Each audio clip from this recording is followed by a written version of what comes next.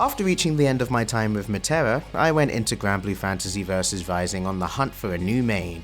My number one candidate was Percival. He's objectively cool, his toolkit is several layers deep, and he's got a baseball bat. I can never resist a bat. But there is one problem with Percival. Actually, there's a lot of problems with Percival, so I ultimately didn't choose him. In Granblue Fantasy Versus Rising, Percival is low tier. It's not even the type of low tier where people are saying one minor change and he might be broken. There's no contest. Everyone knows that Percival sucks right now. In every Rising tier list, he sits there at the bottom, the ultimate loser. But that wasn't enough to immediately deter me. In fighting games, I have long been familiar with the low tier experience. Even right now, I'm suffering under Jamie and Bedman. Except, I'm not actually suffering. Despite their shortcomings, I enjoy these characters. I enjoy enacting what they were designed to do. Tiers are real, but they don't dictate the amount of fun I get to have. I know this well, and because that has been my experience for years, I know that Percival's low tier status means little to me. So, I tried him anyway. And oh boy, I hated it.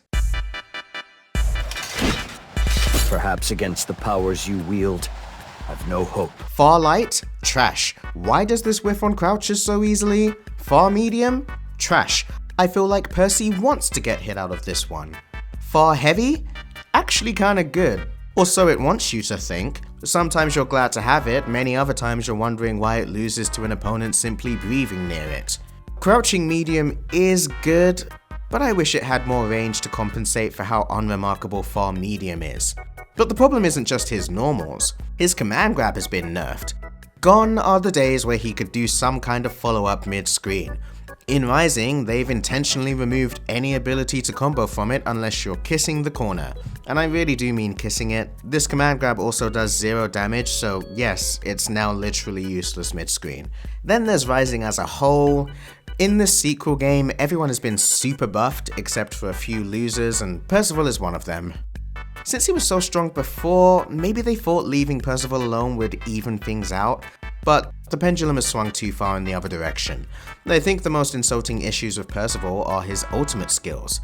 They're unremarkable. His ultimate DP is like everyone else's, so that's fair enough. It looks really cool though, and I feel very obligated to mention that. Percival is a character that needs to gather stocks during a match so that he can unleash the full potential of his other special moves. One of his ultimate skills breaks his 5 stock limit and immediately ramps his stock count all the way up to 9.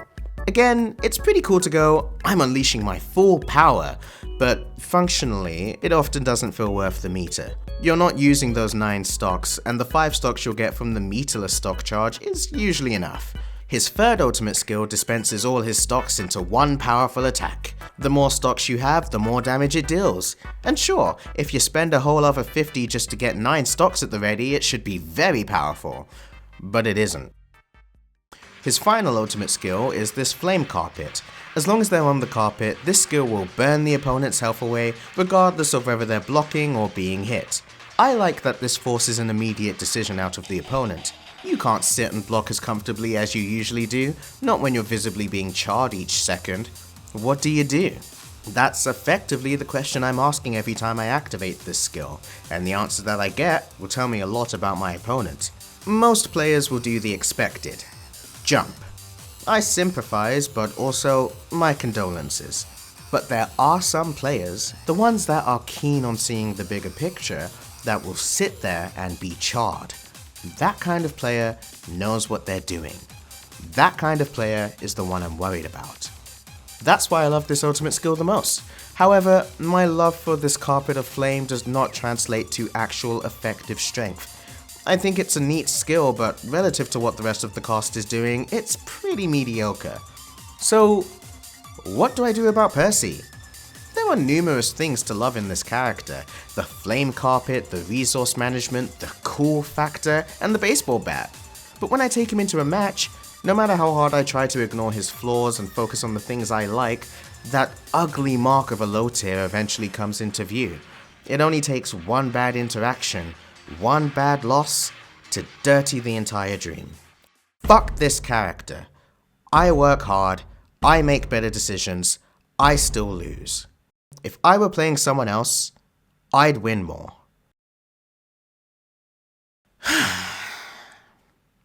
Is that true? That's the tough question. I want to say yes, it's true, and for two reasons. Reason one is that, obviously, I should win more if I play a character that has a better chance of winning, and reason two is that I don't want to be clipped on YouTube saying that reason one isn't true. But I can't deny that there is a part of me that says the answer to that question is no. I would not win more if I were playing someone else. I wouldn't win more just because I picked a high tier like Siegfried. Apparently, Siegfried does everything that Percival does, but better. That's a slightly generic statement that gets tossed around with ease in fighting game discussion, a quick and easy way of explaining why a character is low tier or loses a particular matchup. And I get it. Brevity is valuable and all that. Simpler statements are easier to communicate and easier to understand. However, in this particular case, is Siegfried really just a better Percival? In this video titled Why Percival is Awful in Granblue vs Rising, there is an entire section dedicated to Siegfried, with the opening statement being that Siegfried simply beats Percival at his own game. One point of comparison they make is that Siegfried's fireball travels full screen without needing to charge up any stocks, unlike Percival, who needs to charge and spend one stock to make his medium fireball travel full screen. But when I think of Percival's fireballs, I don't think of this medium fireball. I think about the unique properties of his light fireball, which doesn't need stocks. It's slow and doesn't travel very far. Bad for neutral, great for pressure and plus frames. If you wield this fireball well, you can create situations that leave your opponent feeling pigeonholed into one particular response. And if you're ready for it, you can dish out a combo that is as sexy as it is damaging. I think that pigeonholing my opponent is one of my personal strengths in fighting games, and Percival's fireball lends well to that strength. I can't do this with Siegfried, his fireball isn't built that way. So, would I still win more if I played Siegfried? I have doubts, but it's still hard to argue no with total certainty. I mean, look at these normals. This damage? This carry?